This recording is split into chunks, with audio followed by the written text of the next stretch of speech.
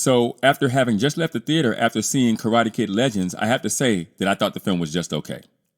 Now, the first thing I noticed was that the tone of this film is very different from the original Karate Kid films and even Cobra Kai, even though this is clearly a story meant to not only take place after the events of Cobra Kai, but it's also meant to take place in the same universe as the Netflix show.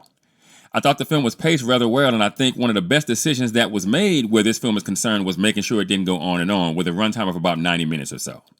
I thought the cast was pretty fun. I thought all the actors were chosen to play main characters fit into what the film was supposed to be fairly well.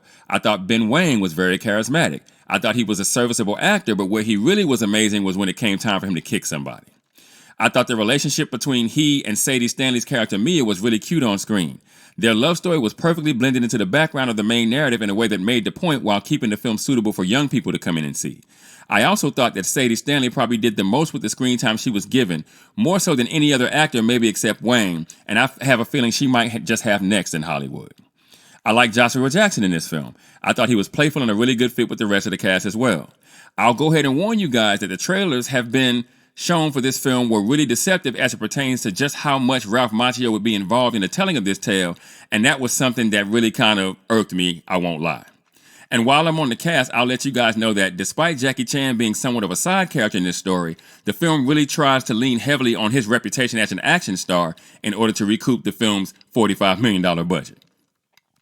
I thought the writing overall was serviceable.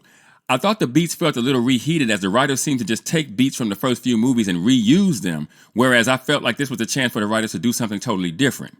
And with that said, this film is not going to be about what you think it will be, so the repurposed beats even feel misleading in that regard.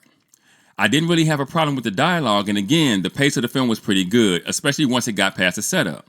And by the time you find yourself asking how much longer the film's going to be, we're off into the third act and into the finale.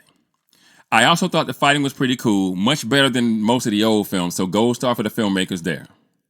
Now overall, I'd give this film a 55% or a 5.5 if you're thinking IMDb score. If you're somebody who's a young person or you're bringing young kids to this movie that don't really know the original films like that, and you're coming into this as a fresh viewer, I think this will be a fun film for you or for them. Now, if you're older like I am, and you remember the original Karate Kid movies, you should understand that this one can't really compete with those films from a narrative perspective. Certainly not the first two. I say all of that to say that this film is something of a fun summer movie, not to be taken too seriously. And if you can watch this film through that lens, it should make for a halfway decent way to spend an hour and a half of your time.